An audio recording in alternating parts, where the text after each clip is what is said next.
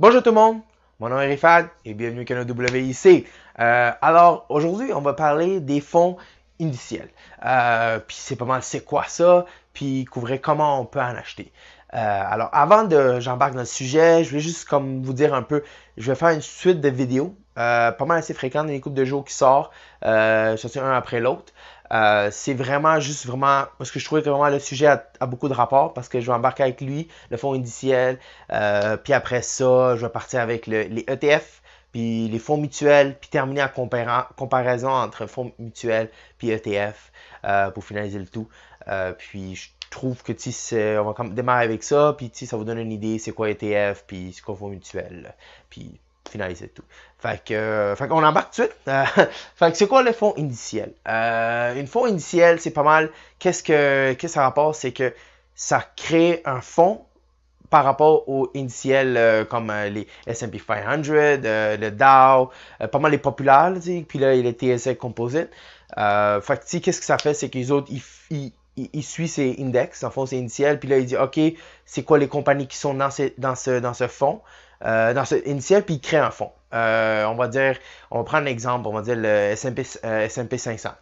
S&P 500, qu'est-ce qu'ils autres, ça comporte, c'est qu'il y a 500 compagnies dans ce fonds, dans ce indiciel, excuse-moi. Qu'est-ce que ça fait un indiciel, c'est que ça dit comment le santé économique du pays, on va dire. Pour cet exemple de cette vidéo, je vais prendre le S&P 500. S&P 500, qu'est-ce qu'ils autres, avant de comme t'embarques, dans le fond, la compagnie qualifie pour être comme affiché dans l'initial de S&P 500, c'est qu'il faut, on va dire, capitalisation de la compagnie, savoir quoi.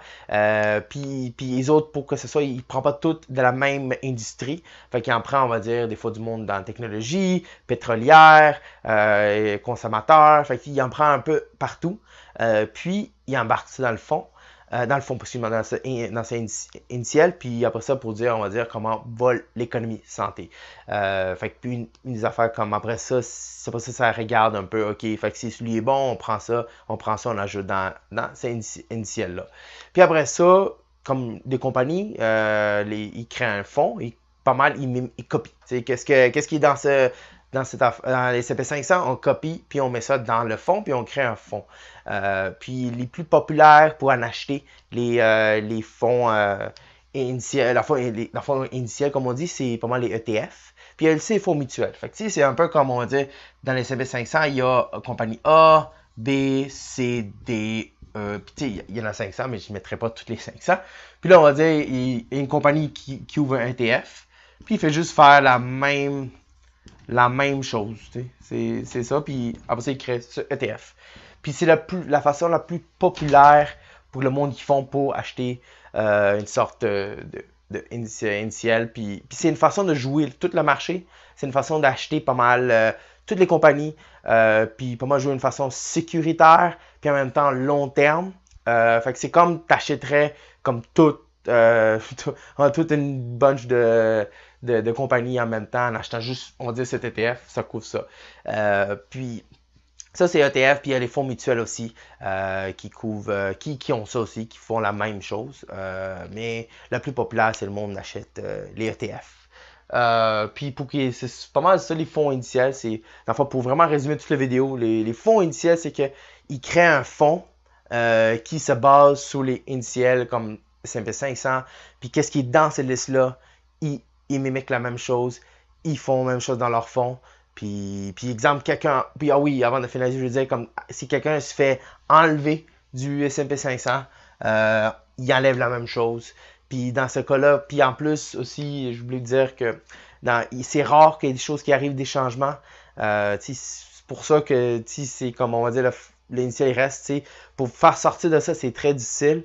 Puis pour rentrer aussi, c'est la même chose. Fait que, comment dire, qu'est-ce qui est arrivé récemment, c'est, comment dire, sur le Dow, le GE, la compagnie GE s'est fait sortir. C'est une des rares fois, parce qu'il dans le fond, il qualifie plus, dans le fond, dans ce cas-là. Fait qu'il se fait sortir, une autre compagnie se fait rentrer. Fait que c'est pour ça, ça dit, c'est rare, c'est pas resté stable pendant des années. Fait que ça vous donne une idée. Fait que Vraiment ça. Vraiment ça pour comme j'ai assez parlé pour tout expliquer ça. Fait que j'espère que vous avez compris. Fait que pour récapituler ça, un fonds initial, il crée un fonds pas mal sur qu'est-ce que dans le fond initial lié comme les S&P 500, il crée un fonds par ça. Fait que pas mal ça, fait que je regarde. Si vous avez des commentaires, n'importe quoi, lâchez un petit commentaire, ça me ferait plaisir de vous répondre.